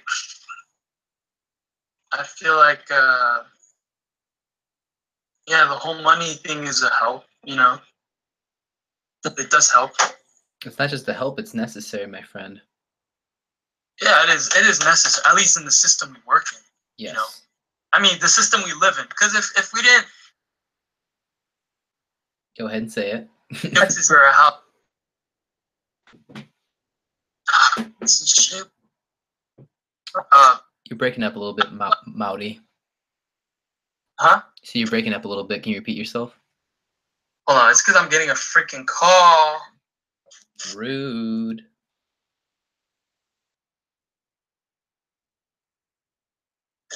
Okay.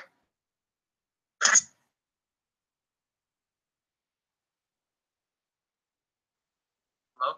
Hey. Hold up. I'm getting a freaking call. Can you hear me? I can. Okay. So, yeah, the money is necessary. You're right about that. The only reason it's necessary because of the system we live in, for example. Okay.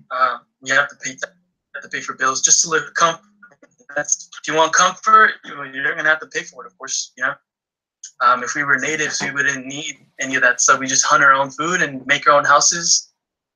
But because of the system we live in, yeah, it is necessary. Barbaric ass times.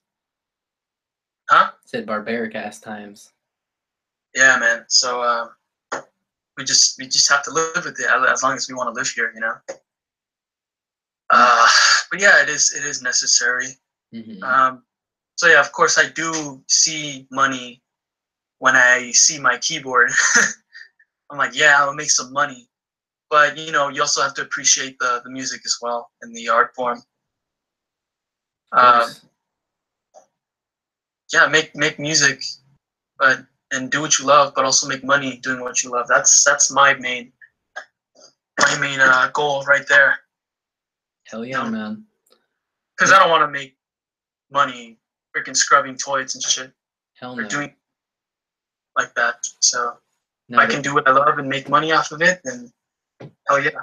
Well, I believe, especially I'm pretty sure this is pretty true in Oxnard, but just even millennials in general, younger generations in general, I think that there is something that we're seeing a value that we have to offer. Maybe not all of us. I think there's some people who just like want to take the school route and just like want to, you know, get lost, or not lost, but you know, like get sucked into the system, so to speak. You know, like go to college, get married, get a job, you know, buy a house. All those things are like nice and cute and stuff. Yeah. But then there's like I think the other group of us who are seeing some stuff that's a little bit different, seeing more meaning through life, and us visualizing that through art.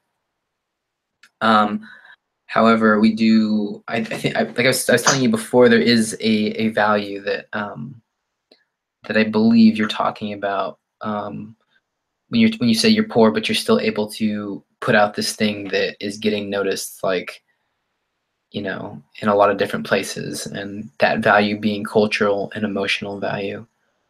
But if that's valuable, then things that are valuable usually, most of the time, cost money. But we don't tend to associate value with non-physical things. It's just like, wait, hold on, like you want me to pay money, and I'm not going to actually be getting anything physical in return. And that's why I think most musicians and most artists make their money through merch, make their money through prints, make money through record sales, even. Which is, it's all nice and stuff, but this is just like my own opinion and stuff. It does, I feel, give into like somewhat of a capitalist system. Yeah, and you're right about that. How people, you know, get that vision of, yeah, I want to go to college and I want to study this, and then get married and, you know, have money. But that's only because that's what we see. That's what we're taught. But if you really expand your mind and not just consider that, but also consider other things, you know, in your life, that's what makes you totally different. That you're not just taking the same route that everyone else is taking. That you try to make a living off of something else that you like to do, that you really like to do. You know, not something you were forced to do, something that you know, you're passionate about. Yes. And that's what the whole thing is with YouTube, where people are making a living off of YouTube, you know, and then people are making a living off of music and photography and filming movies, and you know, there's so many different fields out there. But a lot of people tend to take that route of going to college, and there's nothing wrong with that, because I plan to go to college, but I'm planning to use the money because I like cars. So I want to do, you know, auto mechanics and save my money so I can do my true passion, you know, which is music, and go to an institute for music, and so I can be a certified music engineer, and just have more options from there. But I do plan to do music for myself as well. What is your end goal with that certificate, so to speak? Making music for commercials, you know, sound effects, movies. It would open so many doors to all that. It's really interesting that, like, I don't feel like those schools really offer you anything that you can't learn on your own, but they do offer you what they would consider a foot in the door of the industry you're trying to get into. Yeah. Which is, I feel like, some fucking crazy bullshit. It's like, it seems like all kind of like connected within each other, of just like filling each other's pockets and stuff. Yeah. Because like I don't think there's anything right now stopping you from making music for commercials. Like the music that you create on your SoundCloud, I feel like gives you enough of a portfolio. You know, you could just say, I would say, like, you know, write 300 jingles a year or something like that, something crazy like that, you know. And I'm sure if you had your, you know, had this up somewhere on the internet, you could easily advertise it as like, you know, all these jingles are up for sale, you know, feel free to message me and let me know if there's any jingles you want to use for your YouTube videos or your commercial for, you know, Geico or something like that. You know, I actually used to sell beats before. Used to sell beats?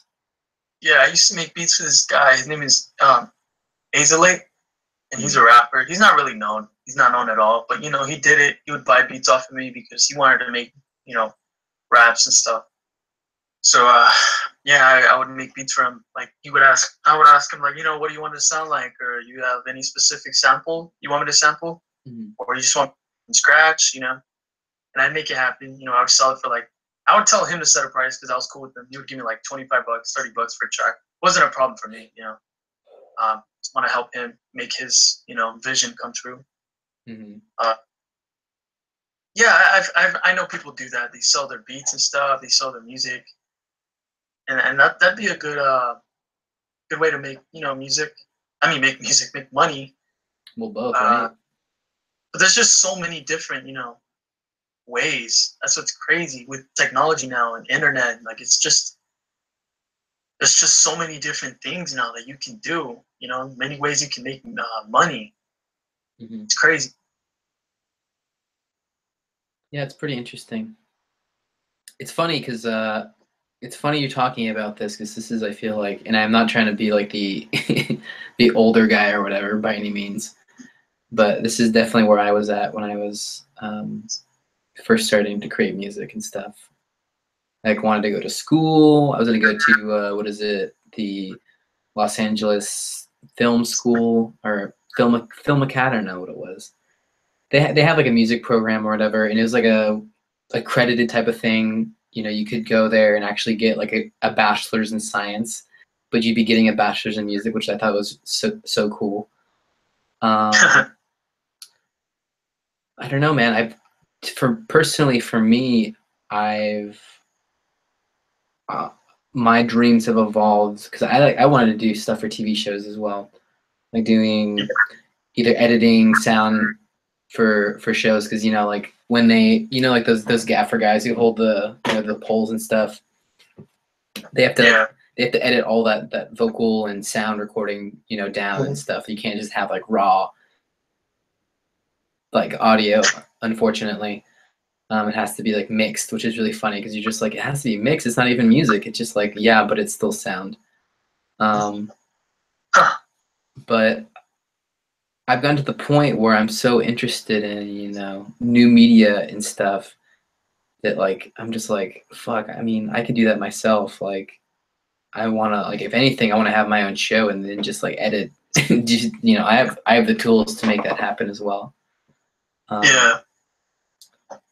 But I don't know, man. I'm just, I want, like I said, I want to see my friends do the biggest thing they can do with their talents. The biggest thing they can do with the value that is within them, the value that they see, you know, and others see too, that hopefully they would see for themselves as well. Yeah, of course.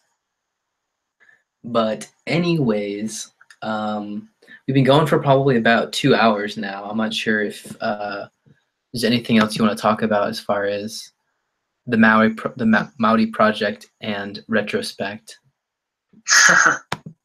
I think the only thing that's important to me that a lot of people should make important is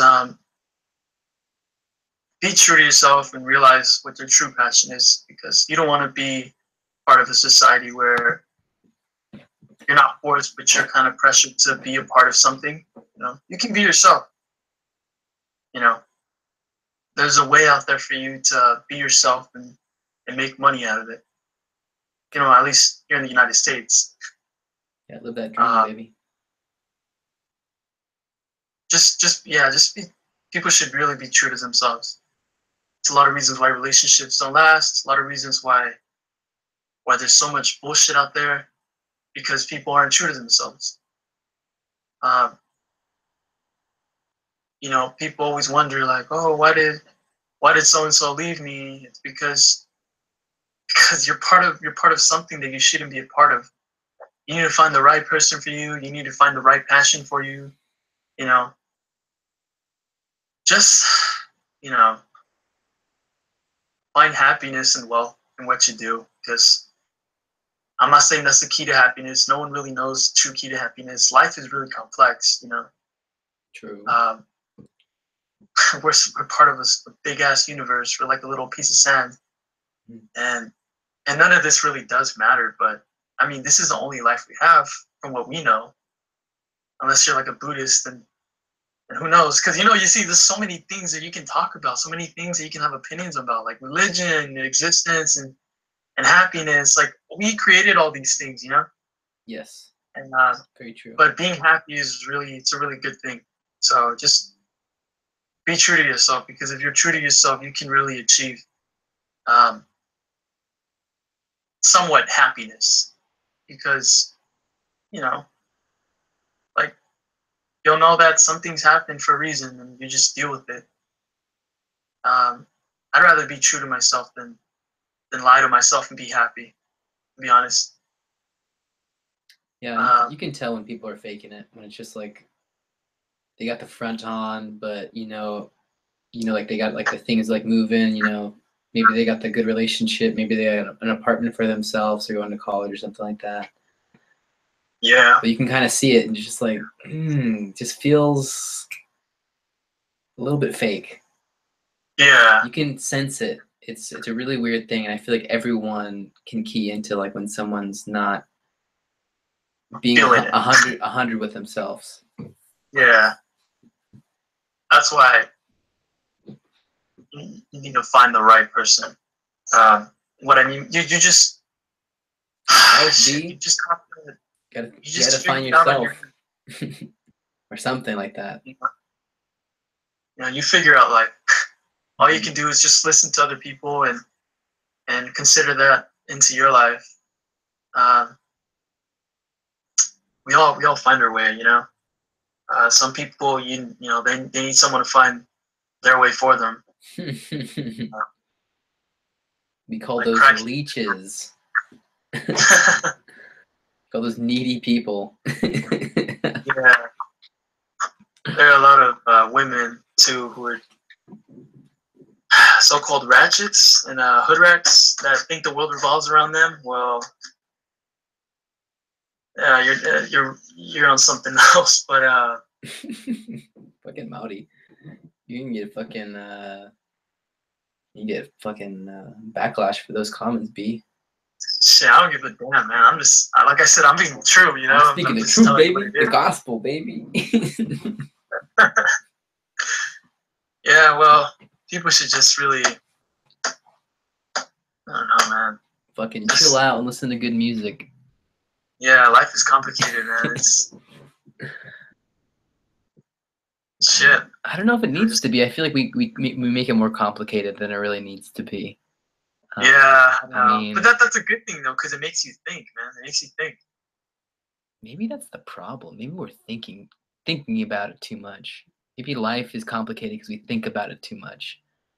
Yeah, but that's not. We really all know what we want, right? We all just want to feel good. Maybe, depending on your orientation and preference, maybe get laid every once in a while. Yeah. Eating a bomb food.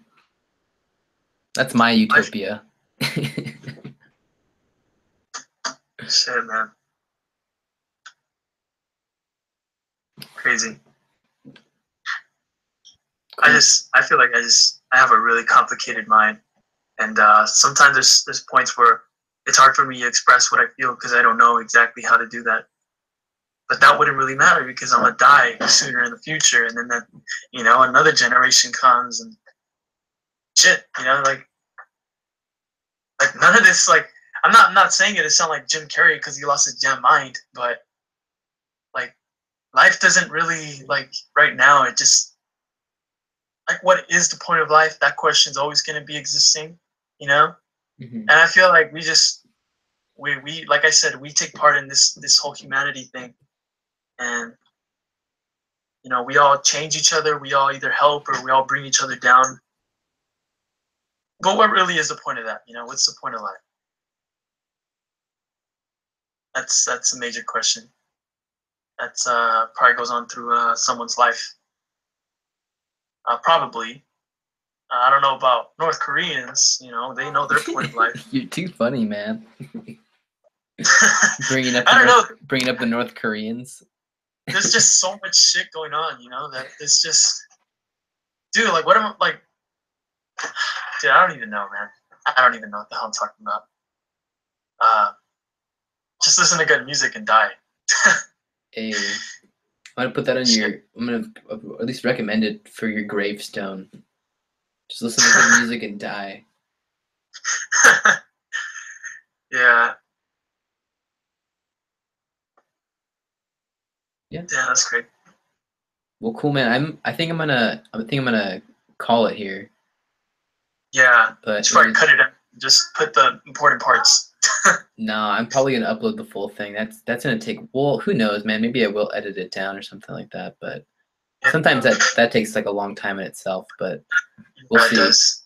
I'm probably gonna start, doing these hopefully frequently. I constantly take on like pet projects, or not like pet projects, but just like projects that I find interesting and stuff. Maybe later in the future, you can, like, you can set up a amount of questions that you want to really, like, that people would want to hear.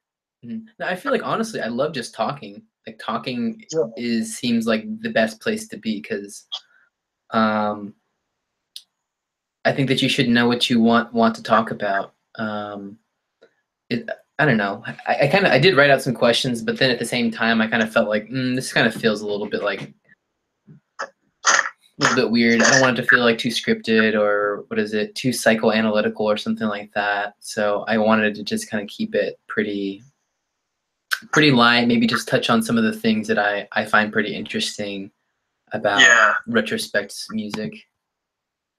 The mind of Mauri. Yeah, freaking complicated as mine.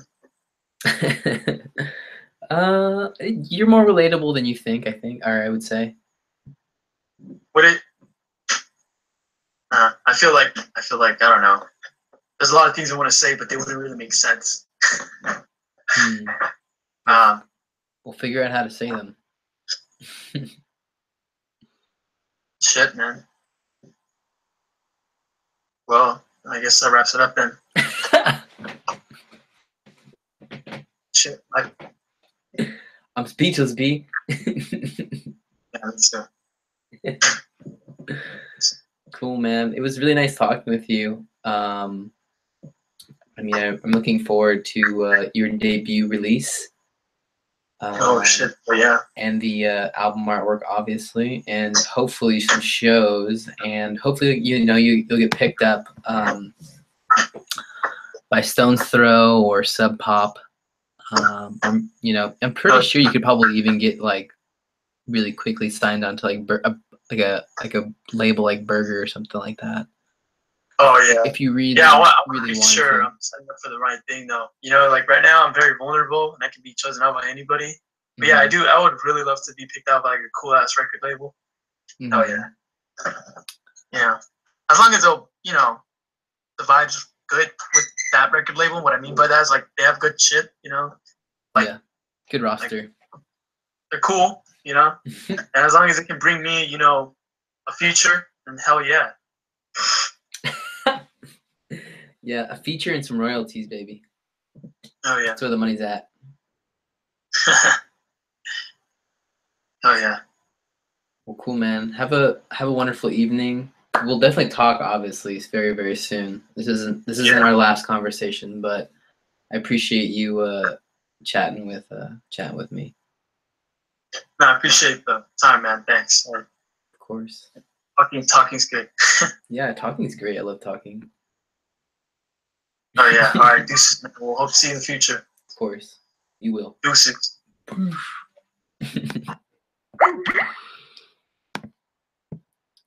Well, that concludes my interview with Mr. Mauri, aka Retrospect.